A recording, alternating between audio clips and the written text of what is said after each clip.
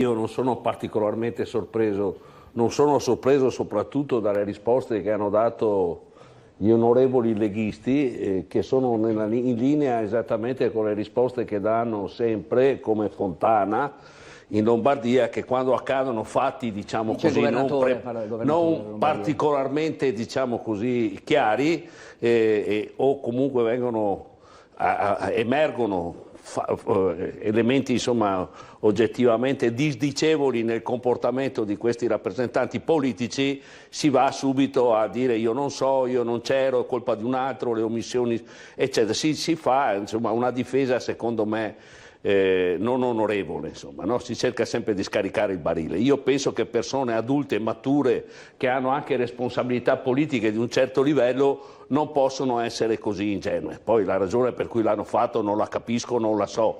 Capisco però che sono un bel problema e che la gente giustamente è molto indignata di questo fatto, perché gli onorevoli, i deputati, i consiglieri regionali hanno dei emolumenti significativi, non si capisce perché ci fosse la necessità di, come dire, andare a fare richieste di chiedere anche i bonus. Io penso che nessuno possa dire che non sapeva, perché non può essere, e credo anche che comunque la moglie di Cesare non può mai essere oggetto di sospetto. Quindi la politica non può essere, perché questo è un danno ovviamente per tutti, poi la gente si marcia sull'antipolitica. Bisogna dire che chi ha marciato sull'antipolitica, che ha fatto cagnara sulla legalità, su tutte queste questioni, adesso si trova preso dentro una bella morsa. Maurizio, è una roba che fa ridere, se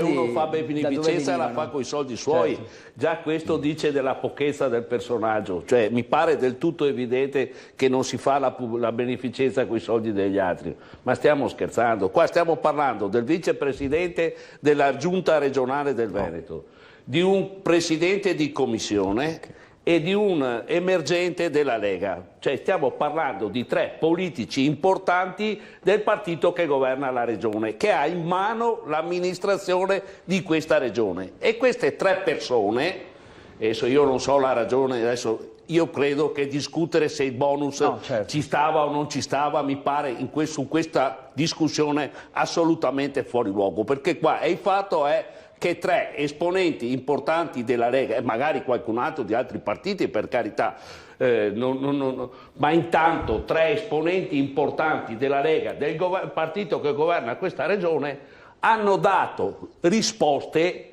che sono assolutamente irricevibili. In particolare, cioè, è irricevibile la risposta che scarica, ma questo è come ormai un leitmotiv della Lega, che scarica la responsabilità su qualcun altro. Non sapevo, non ho visto, è stata mia moglie, è stato mio zio, mia nonna, mia madre, e qua ogni volta che vengono fuori questioni gravi come questa, perché sono gravi, perché sono gravi dal punto di vista etico e morale, perché rappresentano una classe politica e il suo modo di agire rispetto al pubblico, perché questi sono soldi pubblici, sono soldi di tutti che devono essere usati in un'emergenza così grave, in particolare per le categorie sociali più colpite, e gente che guadagna 8.000 euro al mese e anche di più, e anche altri soldi, tanti magari qualcuno, pensa che si possa anche adire alla richiesta del bonus dei 600 euro, e poi si inventa queste risposte.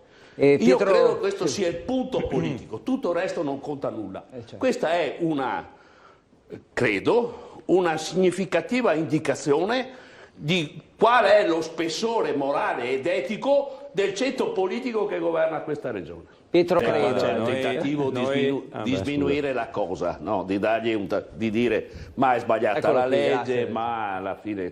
Qua la sostanza politica, qua siamo dentro il fatto che un pezzo di questa amministrazione del Veneto, che si ricandida a governare questa regione, ha dimostrato di avere dal punto di vista etico dei comportamenti intollerabili. Questo è il punto politico. Questo è il vero punto politico della questione, perché questi non sono persone che passavano per strada, sono il vicepresidente il vice di Zaia, il presidente della commissione regionale della prima commissione e un'illustre rappresentanza della Lega trevigiana. Questo è il punto politico. Un pezzo della Lega, un pezzo importante della Lega ha mostrato con assoluta evidenza di che pasta è fatta. E questa Lega si ricandida a governare la regione.